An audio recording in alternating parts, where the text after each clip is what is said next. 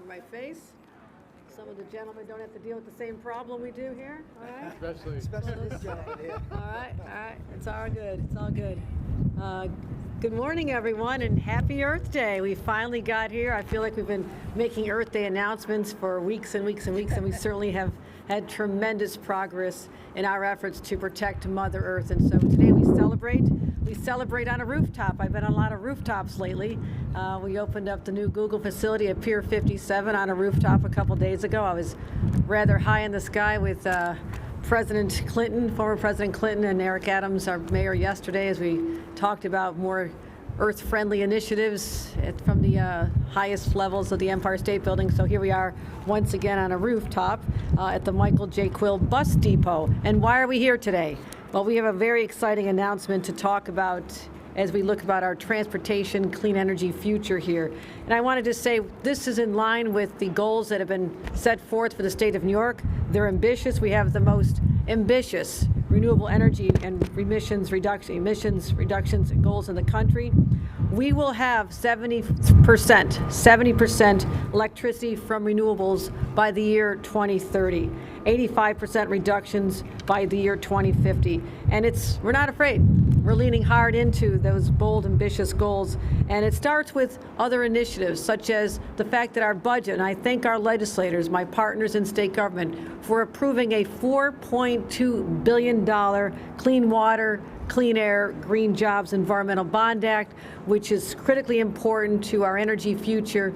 But within that includes over $500 million to electrify school buses. So we need to get the word out to everyone across the state. We'll need their support in November for this literally game changer as we talk about having the resources to take care of Mother Earth the way it should have always been taken care of.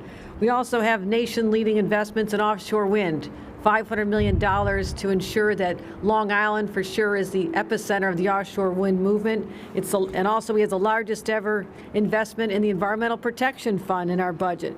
And just 2 weeks ago, just last week, our regulators gave approval to 2 transformative projects that we're going to do simultaneously, 2 mega energy projects to bring wind, solar, and hydropower directly to New York City and cut the fossil power plants use in half by 2020, the end of 2020. So that's ambitious as well. On top of that, we're making sure that all passenger vehicles sold in New York be zero emissions by 2035 and help our electrification and our support for the electric vehicle industry. We're investing $1 billion in electric vehicle infrastructure. So we're pulling out all the stops, not just at bus stops, but everywhere we can to ensure that we're not leaving any stone unturned in terms of finding ways that we can improve the environment for the future. So today we're very proud to announce that our buses are a part of that energy future. And we are going to be, MTA will be deploying 60 zero-emission electric vehicles across the city.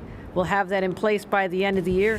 And this is all part of MTA's massive equipment to deploy a zero-emission bus fleet by 2040, and on top of our historic $1.1 billion in funding to buy another 500 electric buses. This is extraordinary. No other city is making this level of commitment. We're doing it right here in the state. And new buses will begin arriving over the next year at Grand Avenue, Queens, Charleston, Staten Island, East New York and Brooklyn, Kingsbridge in the Bronx, the Michael J. Quill Manhattan location, and Jamaica, Queens. So we're excited about this. We want to make sure that we reduce our carbon footprint. At the same time, we're creating new jobs with the energy infrastructure.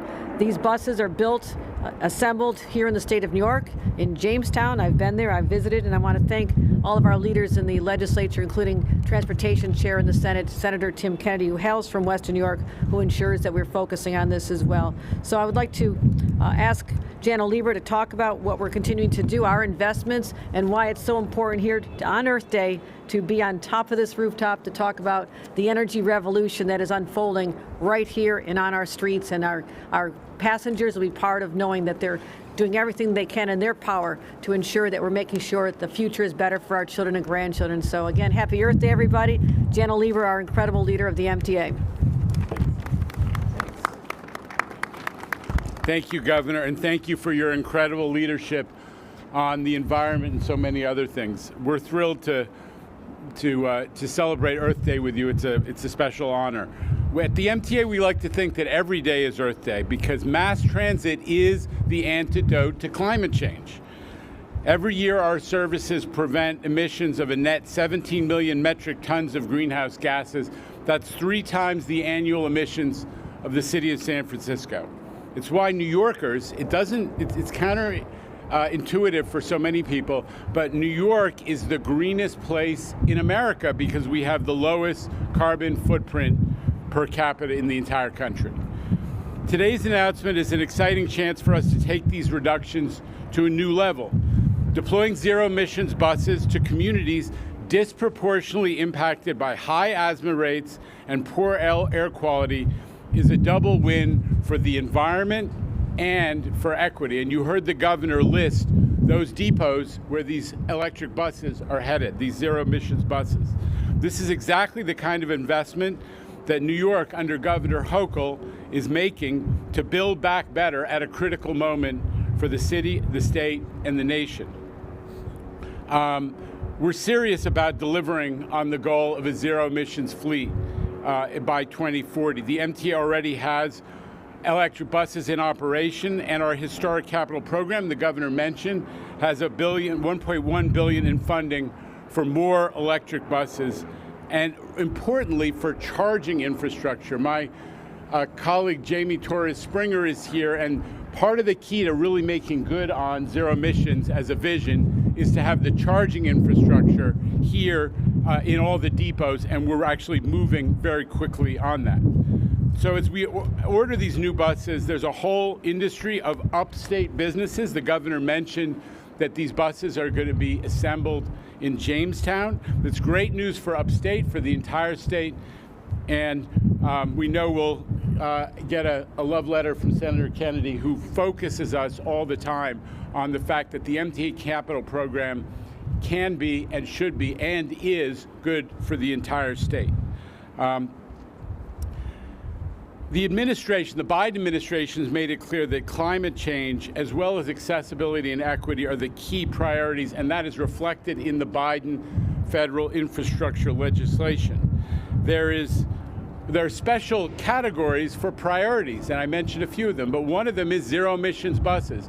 And just like everything in that bill, we are going to be going hard at these competitive grant programs to make sure that we take full advantage for New York, and especially that we use the Biden infrastructure bill, which Senator Schumer did so much to help bring about, to achieve a greener New York and especially a clean bus system for all our New Yorkers. So thank you again, Governor. And with that, let me turn it over to my partner, Craig Cipriano. Thank you, Jano, and thank you, Governor. So our work with electric buses over the last few years has shown that zero-emission buses are viable, and that there's more work to be done. There is more work for us to do. But we can indeed transition to a truly zero-emission 6,000 bus fleet right here in New York. Modernizing our infrastructure in the same way will have far-reaching impacts that can help address social equity and climate change. The 6 depots chosen for these deployments were selected because residents in those communities and in those areas served by our buses struggle with public health impacts like asthma at a higher rate than elsewhere in the city. These new 60 buses and the many more yet to come we will begin purchasing only electric buses in 2029. And it will help to significantly improve air quality, and I can't wait to get them on the road, combined with these 15 we already have. And also, I'd be remiss if we don't talk about our over 1,300 bus fleet of hybrid electric buses, 400 of which can be operated in a zero-emissions mode. This new deployment announced today has several major milestones for MTA. It's our first agency-owned standard 40-foot electric bus, the first in-depot pantograph chargers, our first partnership with the New York Power Authority to manage charger installation, and our first partnership with a power company to install new power. It's clear that an unprecedented amount of cooperation is going to be required in the coming years to bring this program to fruition. We're going to be doubling down our partnership with New York Power Authority and Con Ed, 2 agencies that are so critical to bring this to fruition. And now I'd like to turn it over to Doreen Howes, Harris, President and CEO of the New York State Energy Research and Development Authority. Thank you. Good morning, everyone, and happy Earth Day. I'm Doreen Harris, the President and CEO of NYSERDA, and I find it very fitting that Mother Nature has provided us with such a lovely day today to celebrate Earth Day and what I would view as the leadership of the MTA with this milestone that we're announcing today. And that's really what it's all about. These electric buses reflect our strong commitment to hit this challenge head-on by all agencies, by all of government, and certainly for the benefit of all New Yorkers. And so I want to commend the MTA on the commitment that they are making today and the realization of that commitment. And certainly want to thank Governor Hochul for her leadership in both advancing our Climate Act and also really addressing climate change head-on. So when I think about today, I think about the collective whole of government working together to not only make a brighter future for New Yorkers, but also to accelerate our change, the transformation that will benefit each of us. And as the co-chair of our Climate Action Council, I can tell you this is what we're here to do. We're here to not only celebrate Earth Day, but protect our Earth and address actions together that will not only benefit New York, but the world at large. So thank you, happy Earth Day, and I'll hand it over to Julie Tai with the League of Conservation Voters. Thank you. Good morning. Happy Earth Day, everyone. I'm wearing green every day, just so we're all clear. My name is Julie Tai, and I'm president of the New York League of Conservation Voters. I'm excited to be here today. I want to thank Governor Hochul in particular for your leadership on electric school buses, and we look forward to talking about that more. But we're really happy to be here to talk about electric transit buses, which are so critical, with Jana Lieber and Craig Cipriani and your leadership at the MTA, with Doreen and all the work you're doing at NYSERDA. I think I talk to Doreen about every week, at least, to NYPA and to so many more. I think, Governor, you hit the nail on the head. We can't just talk about goals. We can't just have goals that are on law and on paper. We need to deliver on our goals. That's why we're so excited to see the administration last week approve the 2 Tier 4 projects to bring clean energy to New York City, and why it's so important that we're here to see these buses come to reality here at the MTA. Because we cannot tackle the climate crisis without tackling transportation pollution and investing in mass transit. Transportation is the #2 source of greenhouse gas emissions, and as we've already talked about, it's a major source of air pollution. We cannot only rely on electrifying personal vehicles. We need to move to clean fuels. We need to implement congestion pricing. We need many, many more miles of bus lanes, which I know we're working on with the city, and we need to go electric.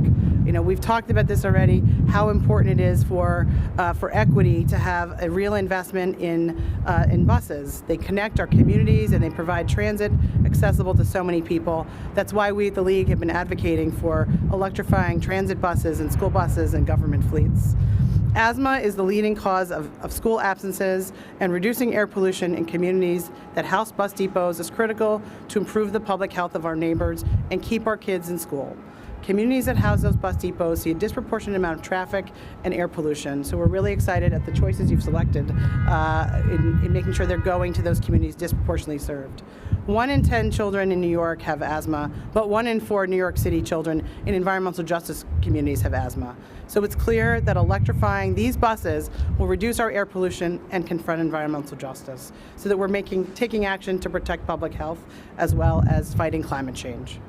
So thank you so much again for supporting the $4.2 billion Clean Water, Clean Air, and Green Jobs Environmental Bond Act. We'll be talking to all of you in the press about that a lot more as the Vote Yes for New Yorkers and Clean Water Jobs campaign picks up.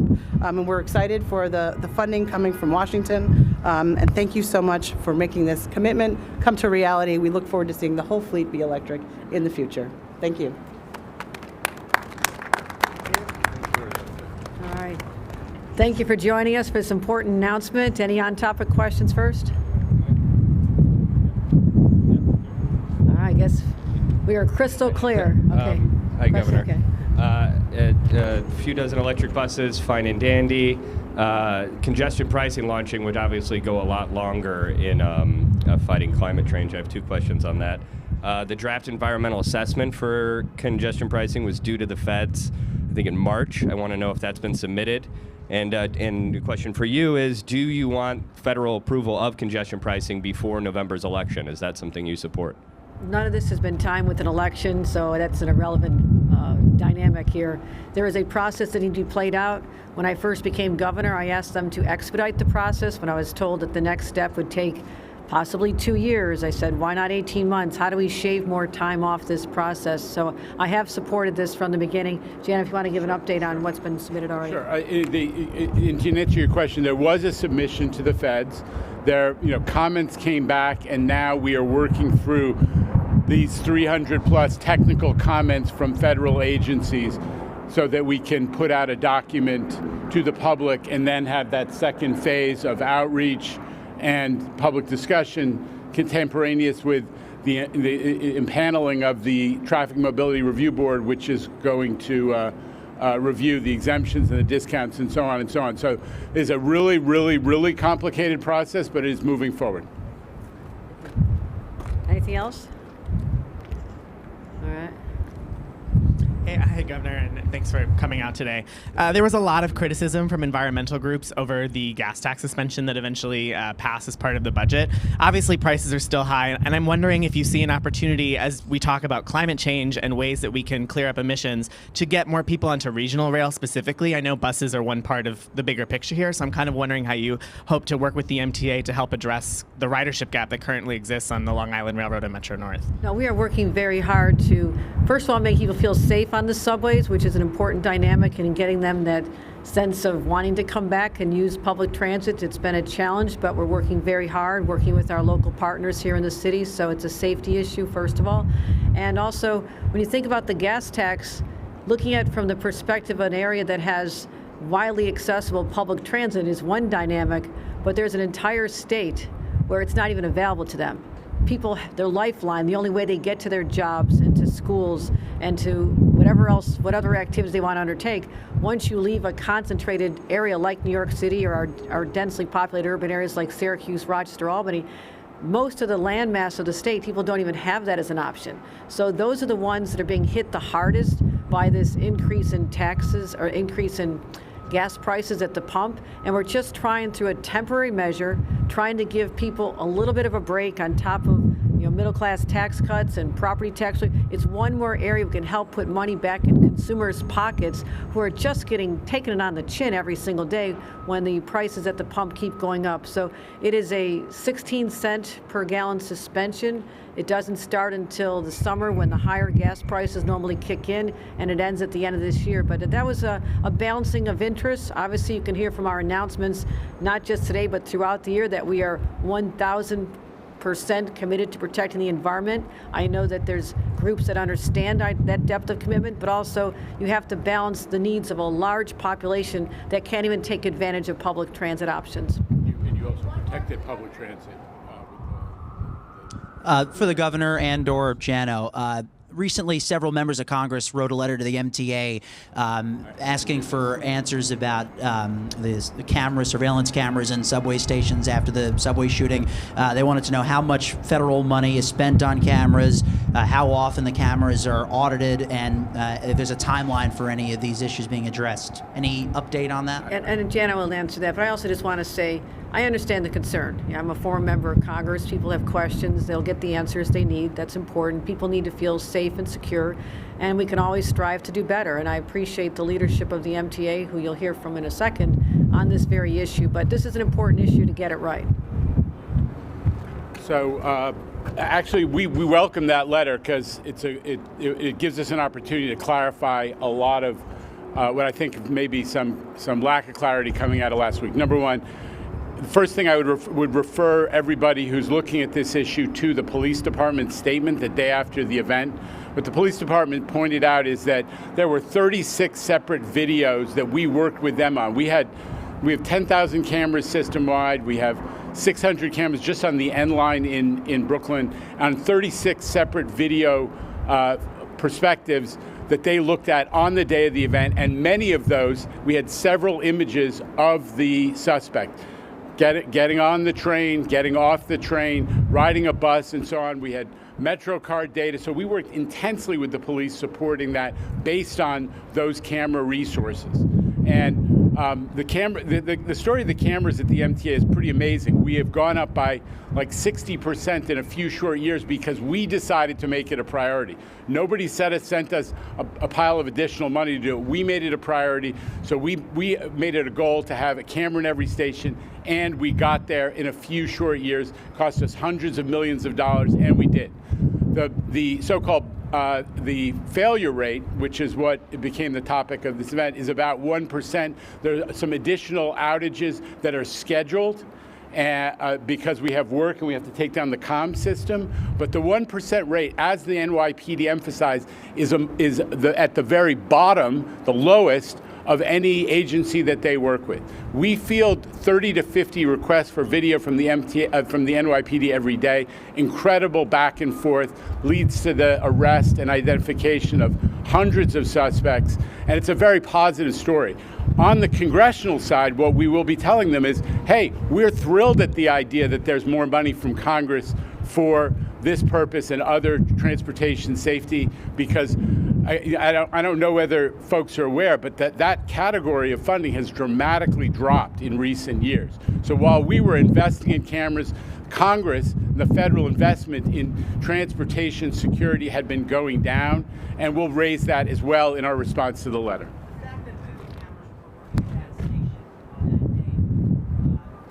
Way of the investigation at all, to your knowledge? As the police said, again, I refer you back to the NYPD statement, which said specifically, no, it did not hamper the investigation. Take a look.